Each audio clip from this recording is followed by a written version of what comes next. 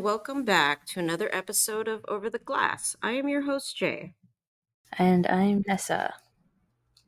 Today, we're just going to talk about some news happening around the hockey world.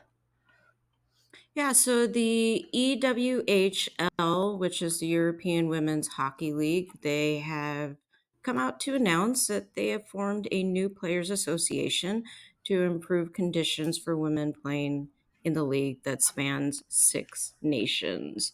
Those 6 nations would be Austria, Hungary, Italy, Kazakhstan, Poland, and Slovakia. This league was created back in 2004. So, women's empowerment to create better conditions and growing the league through the interests of the players. One of the players said, I strongly believe that players should have a seat at the table and avenue through which to voice concerns and influence and direction of the league growth. I hope that through this players association, we'll be able to get a better understanding of what players in the league are lacking and subsequently to advocate for the changes the players wish to see. Our initial meeting with the league management was positive, and we look forward to collaborating more going forward. So, just to clarify, Players Association is basically like a union for the players?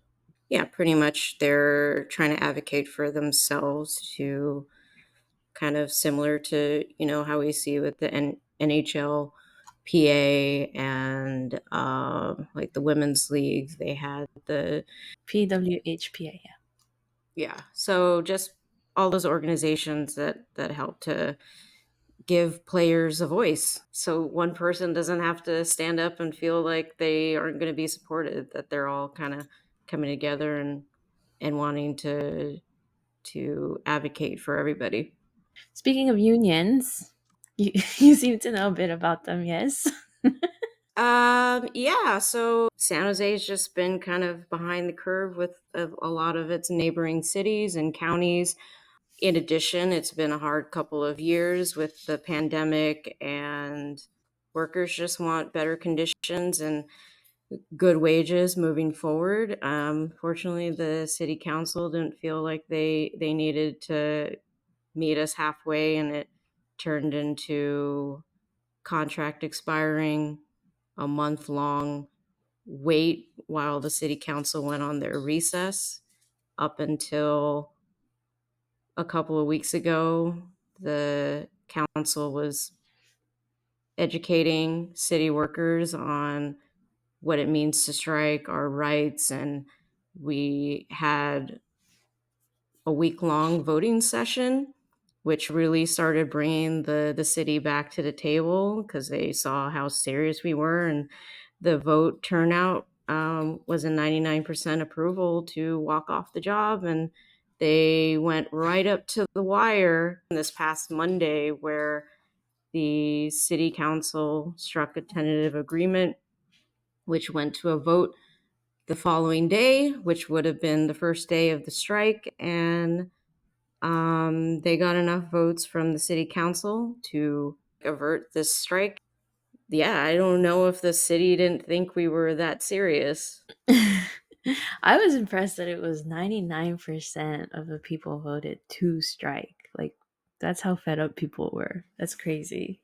That's why unions are so important. But yeah, back to hockey. So the women's world championship for Division 1 Group A is happening right now in China. So it's a 6-team round robin tournament between China, Austria, Netherlands, Norway, and Slovakia. So both the winner and second place finisher will be promoted to the top level of the IIHF Women's World Championship, which will be happening in April 2024 in Utica, New York. I try to look at the Chinese team roster to kind of see if, like, maybe our very own Rachel Lanis might be there, but I wasn't feeling very confident since obviously she's got obligations here with Barracuda. But I did see that her friend that was spending some time with her out here is on the roster. So I guess she made her way back out there. I did also see that one of the PHF players who did play alongside them, Leah Lum, back when they were in the Olympics, is also there. They have a goaltender, Tia Chen, who's actually only 18, and she's like a senior in high school, and she's like their I'm assuming their starting goalie. So That's crazy. cool. Kids, the kids coming up right now are just ridiculous. Um, on the topic of women's sports, I don't know if you were able to catch any of the Women's World Cup, the soccer, FIFA.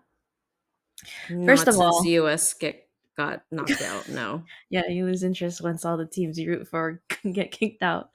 So Spain ended up winning the World Cup. Congratulations, Elena. But I saw some highlights the other day. There was a player on Colombia. I can't remember her name. Only 18 years old. She made like such an amazing play and scored a beautiful goal. And then they say that, oh yeah, she's only 18. And it's like, what? There's like these athletes are just getting better every generation. It's amazing. It's amazing to watch. It's crazy. I was definitely not doing anything at that level when I was 18. I was trying to survive my first year of college, so Yeah. Which is a challenge in itself. mhm. Not to dampen the congratulations to Spain, but I did see that the Spanish Football Association president kissed a player during the ceremony. And when I initially saw the photo without seeing the text, I, I thought, I'm like, oh, I guess they're in a relationship. I didn't know who any of these people were, right? I just assumed, obviously, because consent, right? Like, yeah. And then I read the text, and yeah, so there's a player, and the player later said after that she did not enjoy it. Oh no. Not like on Oh TV. my god. That's Yeah. awful. Yeah. So that's all I know about that. Please do not kiss your Kiss. players on the lips. Like, please don't do that. Oh man, that's bad. Hmm. Well, Um, I hope something comes from that to let protect him the know that players. that is not right. Oh boy. Yeah. But Okay, anyways, congratulations, Spain. I don't. I guess. Ugh. Awkward. Back to hockey. Yeah, so the Washington Capitals and the U.S. Ball Hockey Women's National Team announced a partnership today on behalf of the Capitals, all caps, all her platform that will see the Capitals serve as the presenting sponsor of the U.S. Women's National Ball Hockey Team's final evaluation camp. So that will be happening on September 9th and 10th in Pittsburgh, Pennsylvania, prior to the World Championship in June in Switzerland. So this partnership is with the Capitals, all caps, all her platform, and will host a series of off ice events and activations. So that includes a all girls try ball hockey for free clinic, which will be happening early October, as well as an all girls session of the Sticks and Sneakers program with classes, which will happen in mid to late October and in the first weekend of November. These clinics are open to girls age 5 through 17, and the all caps, all her sticks and sneakers learn to play program is inspired by the organization's relationship with the women's national team. It's designed to provide further development following participation in the Capitals free clinics. So I also wanted to mention that the Capitals Rising Star Academy, which is a co-ed program established to provide elite skill development and mentorship for local hockey players of color. This Nice. was One of the committee members is Juante Abercrombie, who most recently served as the Toronto Maple Leafs coaching development associate during the 2022-23 season. He's a lead instructor with support by other individuals like Brian King, who is a ice hockey coach at a local high school, as well as Fort DuPont and Neil Henderson. So, this 2-day clinic, often ice sessions focus on dryland training, fitness, nutrition, and mental health. They also had a private chef and local hockey player who Dang. led participation in cooking demonstrations focus on healthy eating, while also a mental health discussion, which would feature local leaders in the field.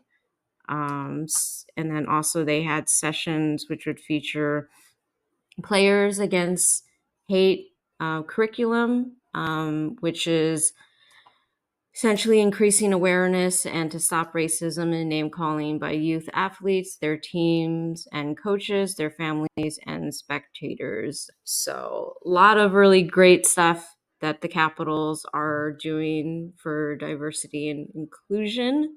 That's amazing. I clicked on the registration link and it says there's no fee to participate. So this is Hmm. free of charge for anyone who registers. That's so cool. Good job, Capitals. I love seeing it. Love to see it. The ball hockey thing reminds me a lot of what Ashley's doing over in is she in Tennessee? No, she's in North Carolina. But she did an event in Tennessee, right?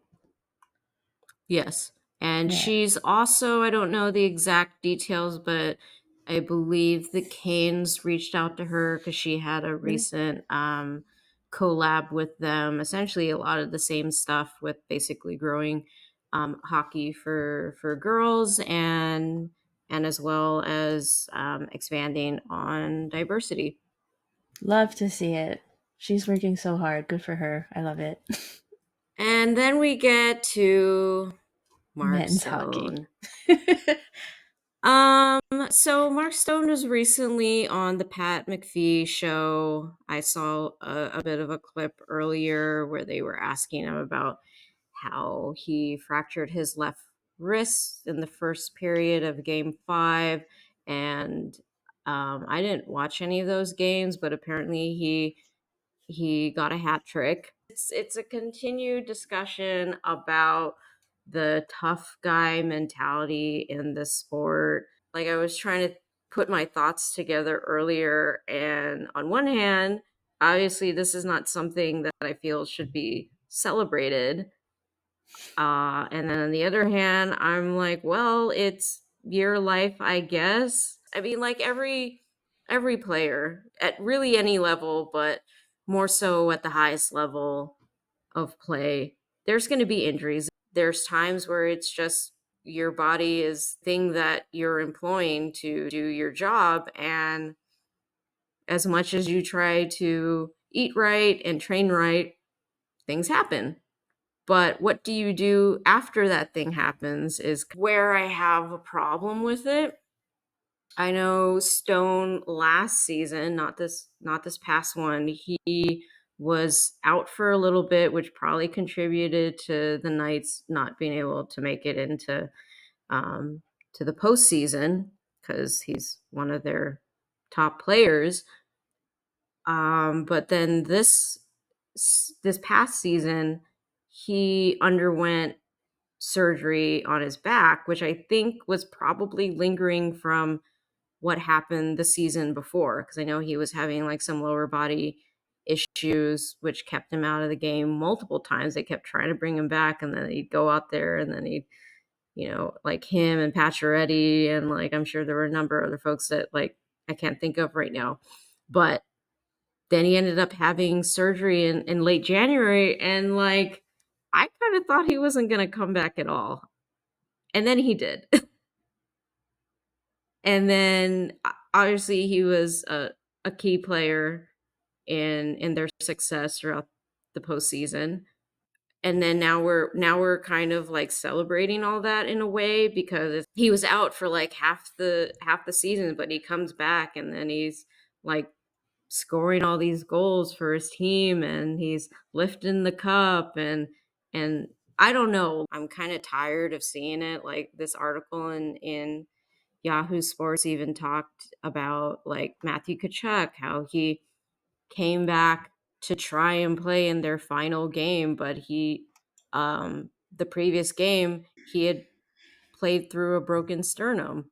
And then the Yeah. next day, like he had to get his brother Brady to help him out of bed. Like, It's like, at what point do you say I shouldn't go out there and play? This is not healthy.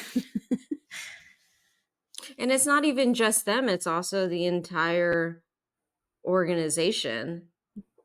Like, I'm sure at lower levels of the game, like in youth, maybe in like, junior hockey, there's a little more of a authority with the coaches. Could be good or bad, but I'll take the good side for a moment where they'll just be like, no, you have to sit. And maybe that kid's upset because they want to contribute and they can't really see past like the reality that if they push further, this could be the end of just anything in general for them, like sports wise. But when you get up to these pro levels, especially somebody with the caliber of Mark Stone, he kind of also has a say whether he's like, no, I'm going to go out there. So do whatever you need to do to get me out there. And what are, the organization, perhaps if they have, I doubt it, but if there's somebody who feels like this could be really bad, because it was his left wrist and he shoots right. So that's his dominant hand. This is just, yeah, glorifying somebody pushing themselves to the limit and getting rewarded. They won the games that they needed to. He's got his cup. Not even just that, I feel like a lot of these dudes don't think about their careers after hockey, like what their bodies are going to be like when they're old. He's already broken down. Imagine him at like 80. He's not going to be able to walk. Well, that actually reminds me. I remember there was an article that came out about Carlson before he decided to announce that he wanted to trade from the Sharks. That he met with Stone at one point before the surgery, I believe, and he met up with him for a lunch or dinner or something, and he said that he couldn't walk. Stone, he couldn't walk, and like he met him, they were talking, he was able to do what he needed to do to get back into playing, and he won the cup. And from that, I feel like whatever conversation they had kind of helped Carlson decide that he wanted to trade out of San Jose, because he wanted his cup as well, right? But hearing that again, the story about Kachuk during the finals where he couldn't get out of bed, like he needed Brady to dress him for the game and everything, or not for the game, just for the day. It's like sometimes when you're a competitive, all of these athletes are very competitive. You don't think about the consequences of your actions in the moment because all you're thinking about is winning these games. And like you're saying, it should be someone with authority in the organization, whether it's the coach or the owner or whoever it is. Like freaking the doctors on the team should put their foot down and be like, this isn't okay. You have to think about how much longer you want to play. If you want to put yourself on the line now and then retire immediately afterwards, do that, I guess. I mean, it is your life, it is your body, but I feel like a lot of these doctors specifically, and trainers should be like, look, if you want to have a lengthy career, you need to like take a step back. I understand that your team is in the finals, you're going for the cup, but like if you want to keep playing this game longer, sit down and like rest and give yourself the time for your body to recuperate. This doesn't seem like this isn't a good thing. I also feel the same. Like this is not something we should be celebrating. Yeah, he won the cup. Whoopsie doo. Like, so what? Like, I understand this is what they play for, but what does it actually mean in life? Like, what value does it give you in your life if you're not going to be able to walk when you're 50 years old?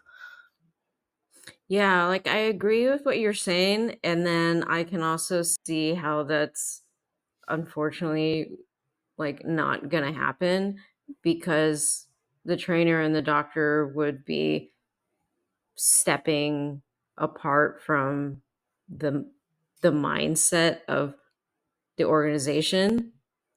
And I would hope that in a healthy environment that those doctors and trainers who are the experts in their field would be heard and would be taken seriously by, if they were to say, hey, it's my recommendation that someone sit out and things like that. But the reality is, even if they were to say that,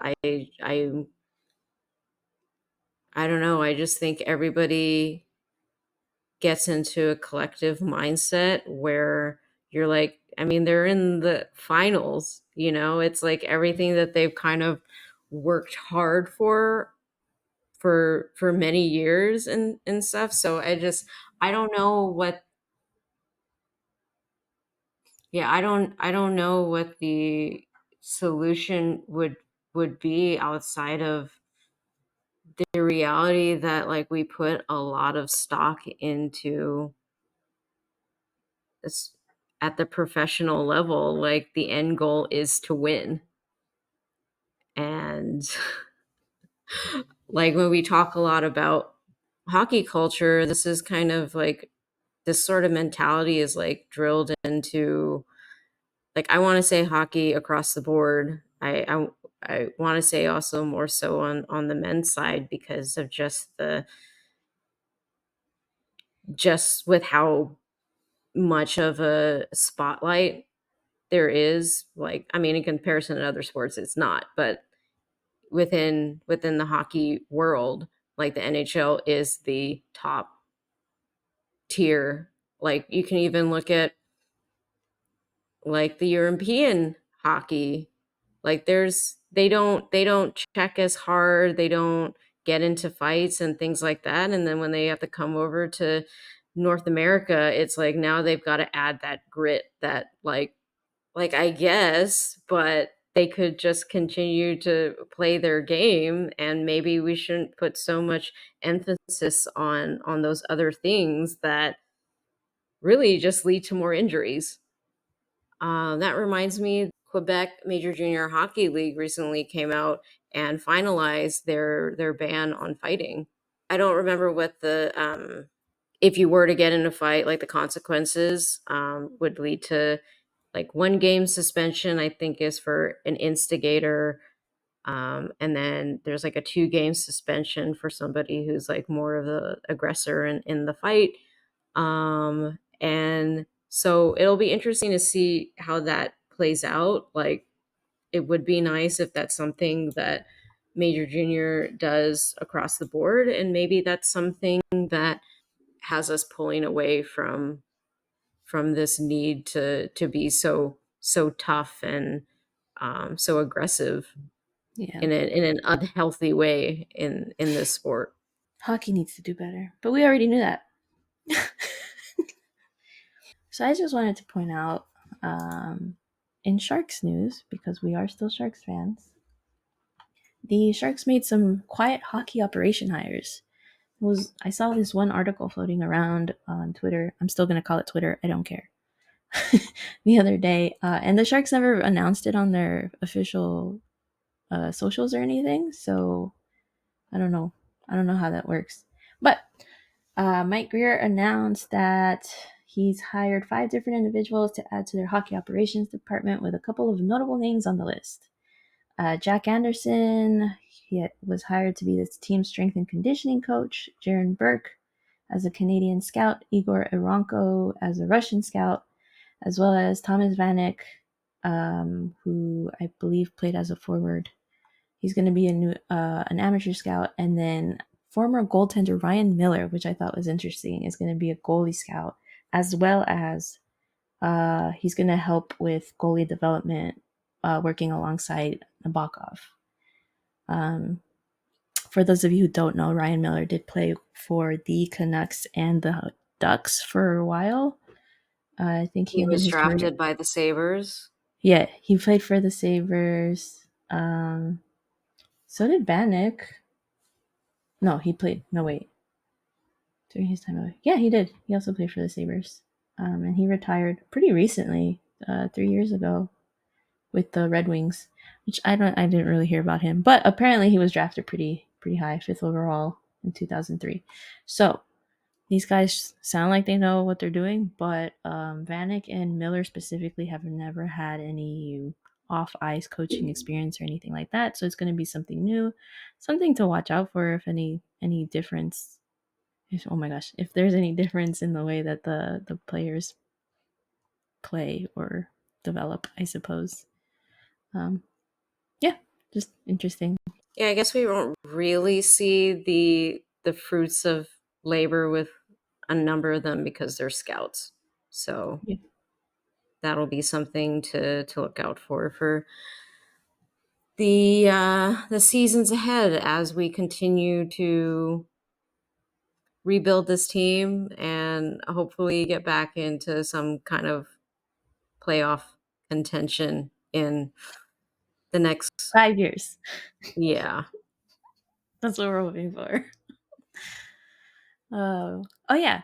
And then next weekend is the Silicon Valley Pride Parade. I will be there. So if anyone in the area wants to say hi, I'll be around. Just hit me up DM. I don't know. We'll figure it out. So I think that's what we have for this week. Thanks for listening. Bye.